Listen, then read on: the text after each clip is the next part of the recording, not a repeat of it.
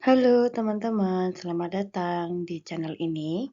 Hari ini kita akan kembali belajar radiologi untuk radiografer. Kita akan belajar untuk menjawab 5 soal yang ada di slide kita hari ini. Yuk, langsung kita mulai ya. Soal 1. Daerah kerja radiasi diklasifikasikan berdasarkan besar dosis radiasi yang mungkin diterima oleh pekerja. Salah satu daerah kerja memungkinkan seorang pekerja menerima dosis radiasi tidak lebih dari 15 milisievert atau 1.500 milirem dalam 1 tahun dan bebas kontaminasi. Apakah klasifikasi daerah kerja yang dimaksud? A. Daerah radiasi tinggi. B. Daerah kontaminasi. C. Daerah radiasi sedang. D. Daerah pengendalian. E. Daerah pengawasan. Jawabannya adalah E. Daerah pengawasan.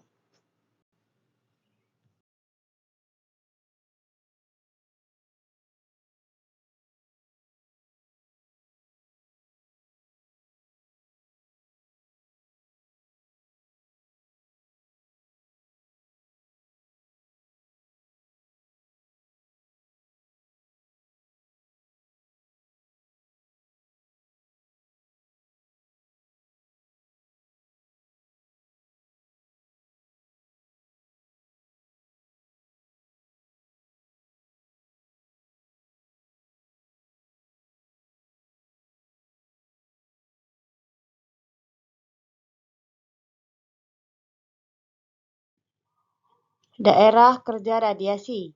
Ada dua, yaitu daerah pengawasan dan daerah pengendalian. Daerah pengawasan yaitu daerah yang memungkinkan seseorang menerima dosis radiasi kurang dari 1.500 milirem dalam 1 tahun dan bebas kontaminasi. Contohnya adalah loket radiologi. Kemudian ada daerah pengendalian, yaitu daerah yang memungkinkan seseorang menerima dosis radiasi sebesar 15 milisievert atau 1.500 milirem atau lebih dalam 1 tahun. Contohnya adalah ruang operator X-ray. Nah, di dalam daerah pengendalian ini terdapat daerah radiasi sedang, daerah radiasi tinggi, daerah kontaminasi rendah, daerah kontaminasi sedang, dan daerah kontaminasi tinggi. Oke, kita lanjut.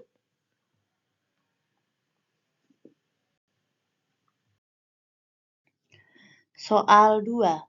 Salah satu asas proteksi radiasi yang harus diketahui oleh radiografer adalah asas yang menghendaki agar dosis paparan radiasi yang diterima oleh seseorang dalam menjalankan suatu kegiatan di medan radiasi tidak boleh melebihi nilai batas yang ditetapkan oleh instansi yang berwenang.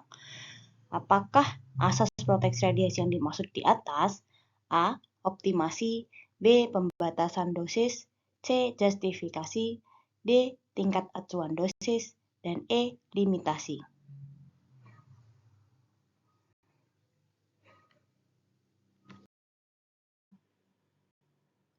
Jawabannya adalah E. Limitasi. 3 asas proteksi radiasi, yaitu ada optimasi, justifikasi, dan limitasi.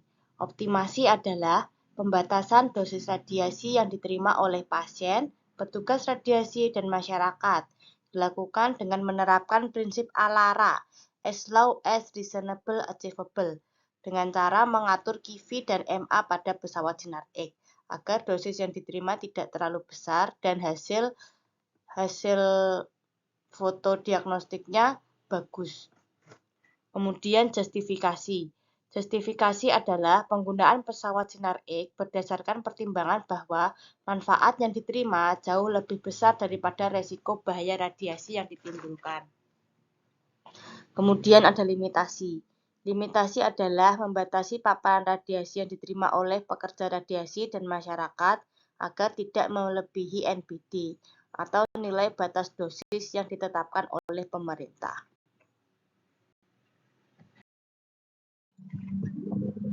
Soal 3. Sebagai seorang radiografer yang bekerja dengan radiasi pengion, radiografer harus mengetahui bahaya radiasi pengion dan tujuan proteksi radiasi. Apakah tujuan yang dimaksud pernyataan di atas? A. Mengurangi efek deterministik, mencegah efek stokastik. B. Mencegah efek deterministik, mengurangi efek stokastik. C. Mencegah efek stokastik, mengurangi efek deterministik. D. Mencegah efek deterministik, mencegah efek stokastik. E. Mengurangi efek stokastik, mengurangi efek deterministik.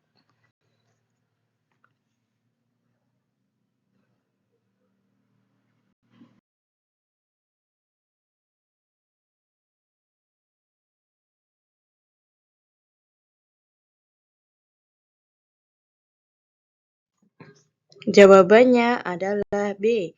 Mencegah efek deterministik dan mengurangi efek stokastik.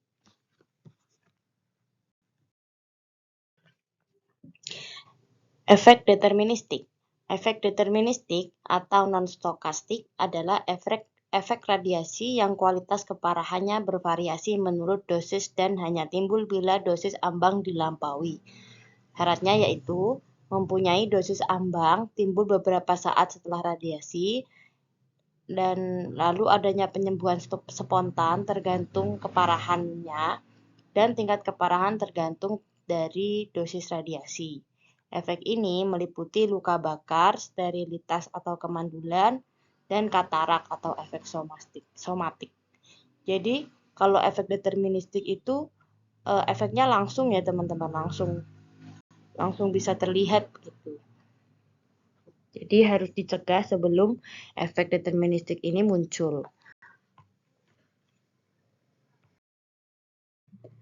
Lalu efek stokastik adalah efek yang terjadi sebagai akibat dari paparan radiasi dengan dosis yang menyebabkan terjadinya perubahan pada sel.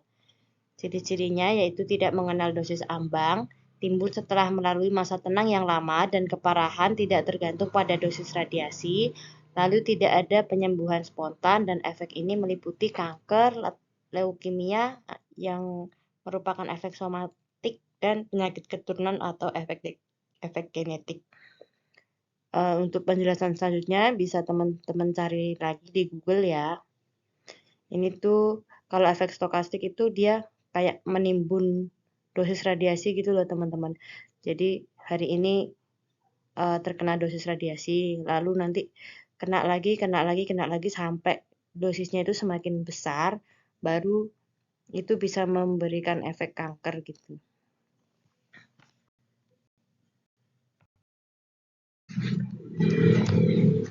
Soal 4. Seorang pasien datang ke bagian radioterapi. Pasien tersebut menderita kanker nasofaring stadium 2 dan telah memperoleh penyinaran CO60 selama sebulan, sehingga pada bagian leher sebelah kanan nampak kehitam-hitaman. Apa jenis efek radiasi yang diperoleh pasien tersebut? A. Genetik. B. Somatik. C. Teratogenetik. D. Deterministik. E. Stokastik.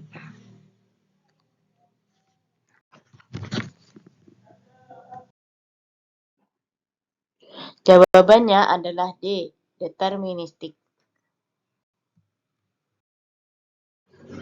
Dan berikut ini penjelasannya. Efek deterministik. Efek ini terjadi karena adanya kematian sel sebagai akibat dari paparan radiasi, baik pada sebagian tubuh ataupun seluruh tubuh. Efek deterministik muncul apabila dosis yang diterima seseorang melebihi dosis ambang dan umumnya terjadi beberapa saat setelah terpapar. Keparahan efek ini sebanding dengan dosis radiasi yang diterima. Jadi jika semakin besar dosis radiasi yang diterima, maka efeknya pun akan semakin parah. Jadi efeknya itu langsung ya teman-teman, kalau efek deterministik itu langsung terpapar apabila langsung muncul apabila dosis ambangnya terlewati. Gitu.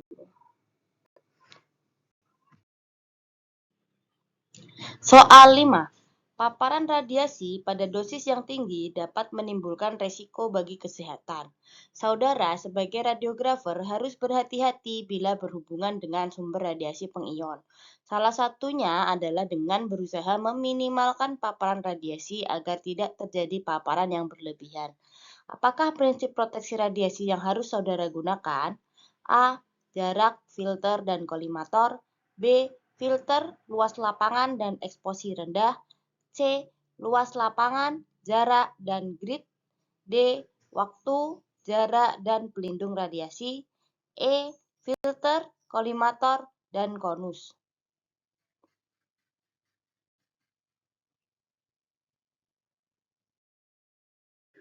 Jawabannya adalah D.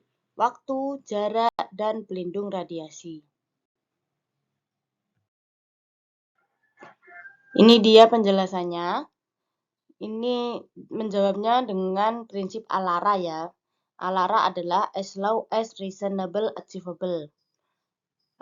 ALARA merupakan prinsip keselamatan radiasi dengan meminimalkan dosis radiasi dan pelepasan bahan radioaktif dengan menggunakan semua metode yang wajar. Terdapat 3 prinsip untuk memenuhi dosis radiasi sinar X sesuai ALARA, yaitu 1. Waktu. Meminimalkan waktu paparan langsung untuk mengurangi dosis radiasi. 2. Jarak. Membuat jarak 2 kali lipat antara tubuh dengan sumber radiasi agar mengurangi paparan radiasi. 3. Penggunaan perisai pelindung. Penggunaan perisai pelindung yang mengandung bahan penyerap seperti kaca untuk partikel beta merupakan cara yang efektif untuk mengurangi paparan radiasi. Bisa juga kita menggunakan timbal itu ya. Ya, cukup sekian soal-soal kita hari ini. Kita lanjut ke next video. Terima kasih teman-teman yang sudah menonton video ini. Bye-bye.